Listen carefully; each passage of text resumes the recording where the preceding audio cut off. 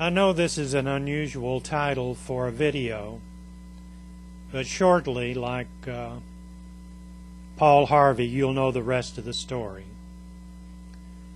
In the town that I grew up in, we had two theaters. And back in the 40s, we would go there for the Saturday matinee. We'd stay there all day and watch Johnny Mac Brown, Lash LaRue, Hopalong Cassidy, Gene Autry.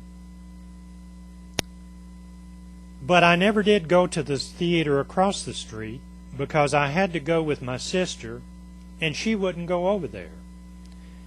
And I always noticed on the marquee that some of the movies that they were showing were movies that I had never seen.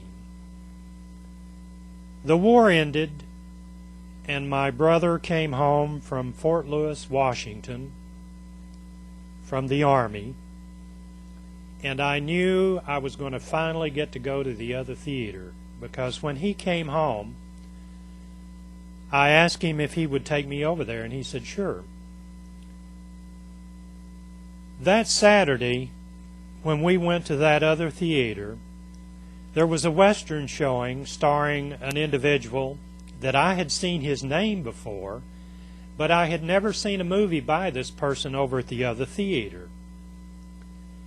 And when I heard his voice and his unusual style of singing, I was captivated by his voice. And when I would listen to the radio, I would always listen for songs by this individual. Now let's jump ahead from around 1945 to 1967. I had produced a record in the Quonset hut at Columbia Studios on 16th Avenue South in Nashville. I didn't produce the session for Columbia. I only leased the studio and their engineers, and I was working for an independent company. One of the musicians playing on that session was an upright bass player by the name of Junior Huskey. A few months after that session, I was in Nashville in the parking lot behind Columbia Studios, and you had to be in the parking lot to see the Quonset hut. It was built by Owen Bradley. And if you go down 16th Avenue, when Columbia built their building or opened, I don't know if they leased the building and built an addition around the Quonset hut, but the Quonset hut had such a unique sound, and so many hit records came out of that studio that no one wanted to tear it down, although it was an old Quonset hut.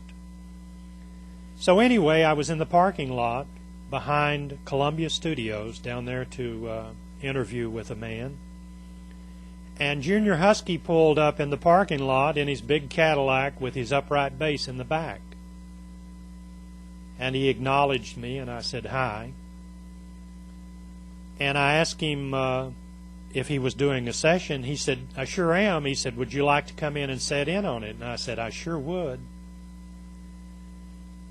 So I went in. This song up here, was playing. A demo rendition of the song was playing by some singer who had demoed it. And the musicians were sitting around getting their chord structures. And those sessions musicians in Nashville were so talented, if you could hum the song, they could play it perfect the first time. They were incredible musicians. That's why they were sessions musicians.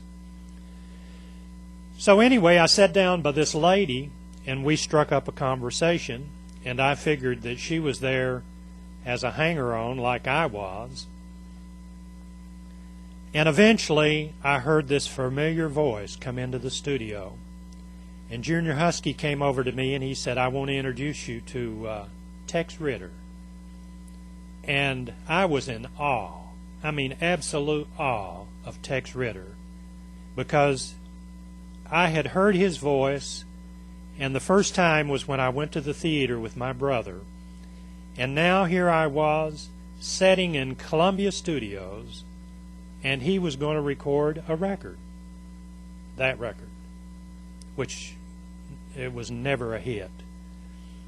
So I sat there, and Junior Huskey played the bass, Pig Robbins was playing the piano, Harold Bradley, Owen Bradley's brother, was playing lead guitar, and Buddy Harmon, I think, was playing the drums. All well known. And Lloyd Green, I think Lloyd Green was there. Maybe he wasn't.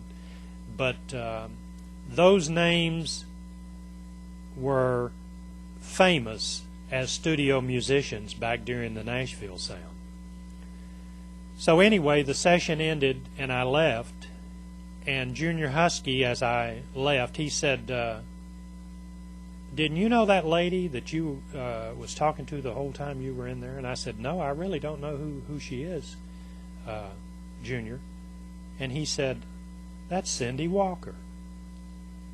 And Cindy Walker has written some classic tunes. And that's my story. I had the opportunity to meet all of those famous people, and it's a great memory. Thank you for listening. Bye.